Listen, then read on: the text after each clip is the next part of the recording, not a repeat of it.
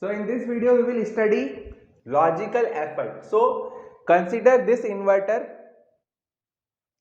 This is your VDD or plus 5 volt or power supply. This is PMOS, this is NMOS. So this is a PMOS transistor, this is a NMOS transistor. So this is your basic CMOS inverter. This is your V in, this is V out.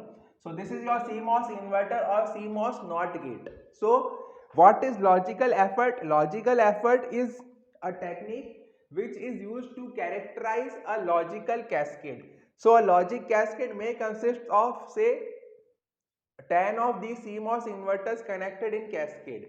Okay, so logical effort helps us to characterize these gates and minimize the amount of time delay. So that is called as logical effort. So this is PMOS, this is NMOS.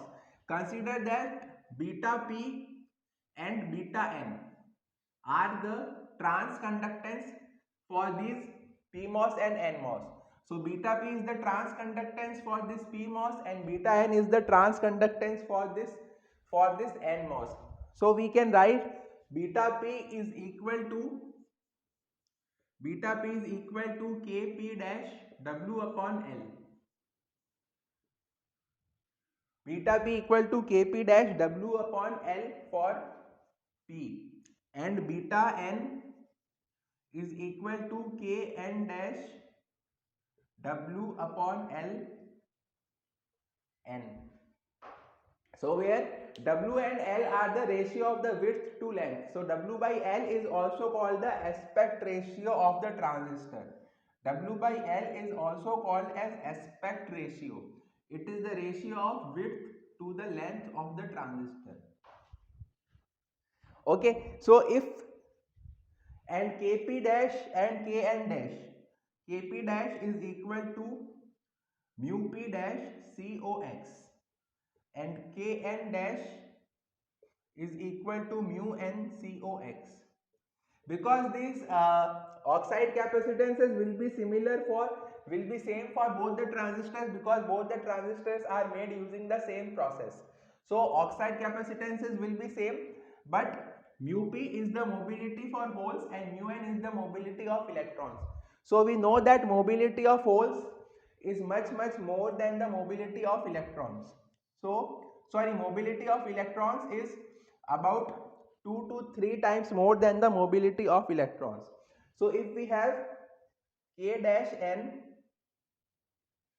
upon K dash P, if we take the ratio of K dash N to K dash P, that will be equal to mu N upon mu P. So this will be equal to R, and value of R can be from 2 to 3. R is between 2 to 3 because mobility of electron is 2 to 3 times the mobility of holes. The mobility of electrons, that is mu N, is 2 to 3 times the mobility of holes, that is mu P. So mu N upon mu P is equal to R. So value of R is between 2 to 3. Okay, so if we have beta P equal to beta N, if we have beta P equal to beta N,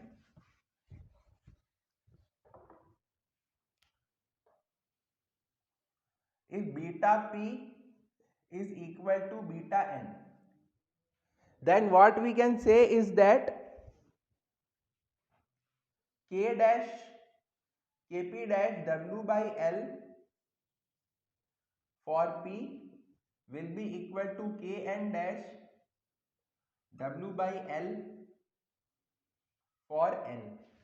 Okay, because we have assumed that beta P is equal to beta N. So if beta P is equal to beta N, then Kp dash upon Kn dash, Kp dash upon Kn dash will be equal to, we can write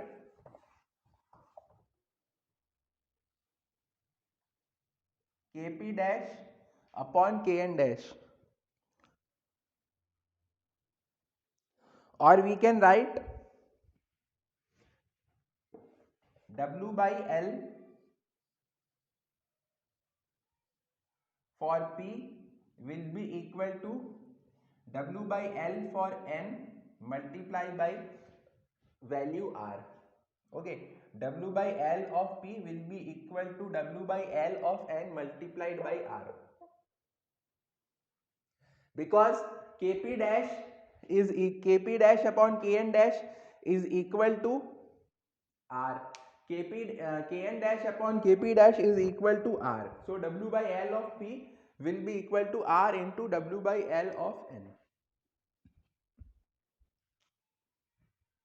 Okay, so what we can say is that this aspect ratio, if we choose this aspect ratio, then it compensates for the difference in mobilities.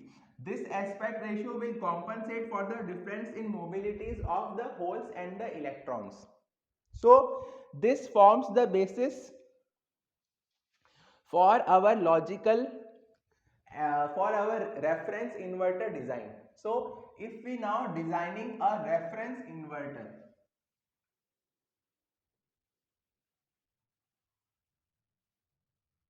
then we will take this PMOS, the aspect ratio of this PMOS will be the aspect ratio of this NMOS. So if we take aspect ratio of this NMOS as 1, then aspect ratio of this PMOS will be R. So we can write it as 1 and this can be written as R. So now this is our reference inverter. This is our reference inverter. So we will use this inverter as the reference gate and then design your NAND and NOT gates using this reference inverter for the designing. Okay, so in this inverter what we have taken is that beta P is equal to beta N, beta P equal to beta N, that is the transconductance for PMOS is equal to the transconductance for this NMOS. Okay, and 1 and R are the relative aspect ratios for both the inverters. 1 and R are the are the relative values of the aspect ratios for both the inverters. So this 1x reference is the smallest size in your logical chain.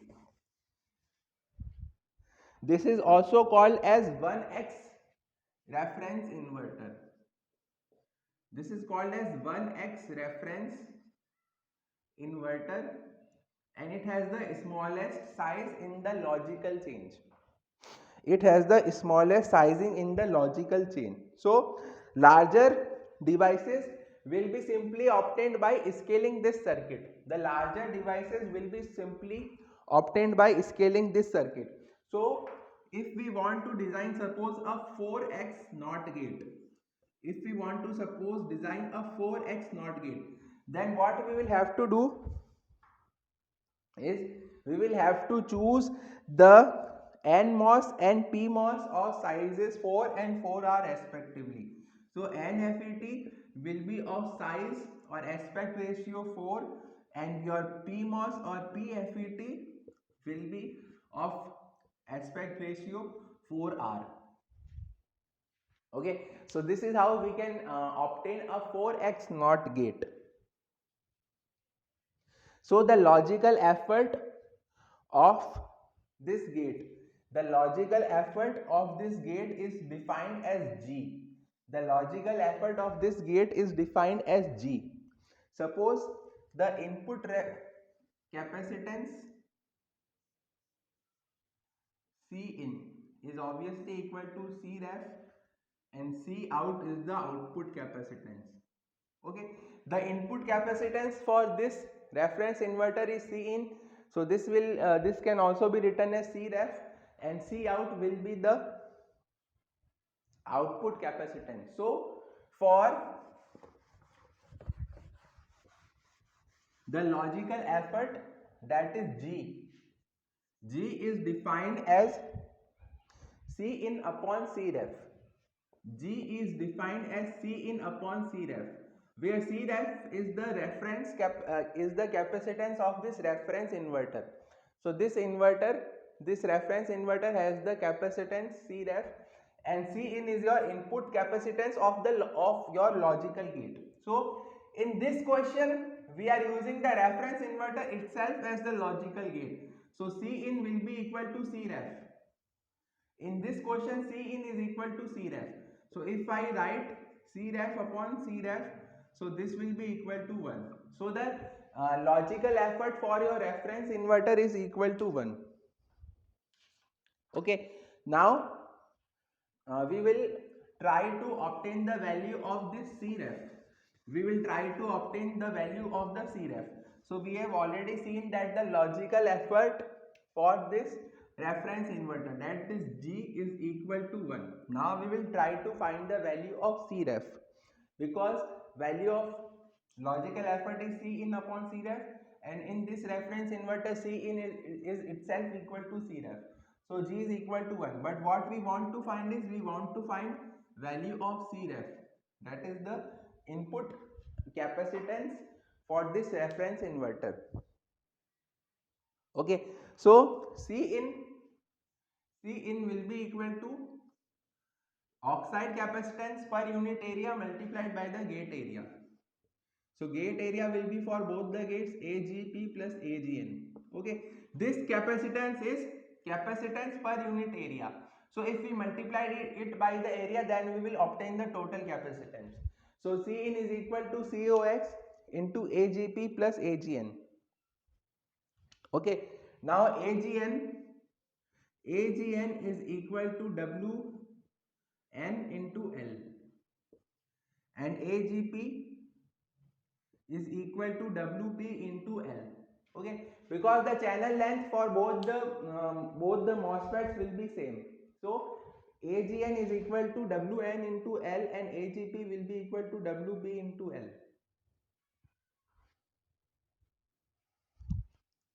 So we will have Cin is equal to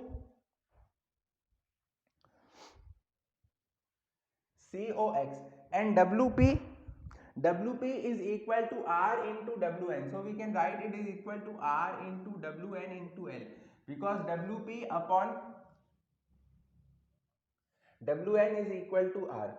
So Cin we can write it as COX into WN of L plus RWN of L. So we can now take WN of L as common. So COX WN of L as common, 1 plus R.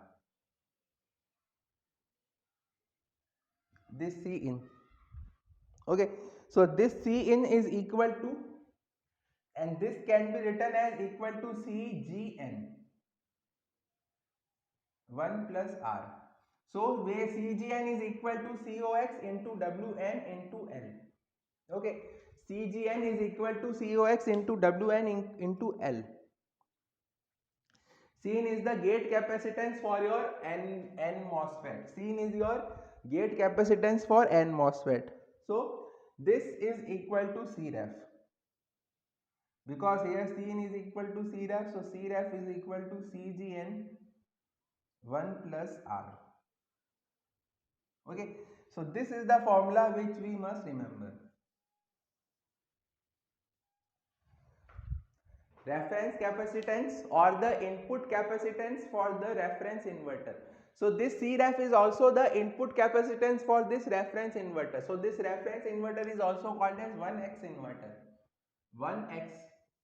This reference inverter is also called as 1X inverter, and all other logic gates are obtained by sizing this inverter only. Okay, so this is how we can calculate the reference capacitance or the input capacitance for this reference inverter.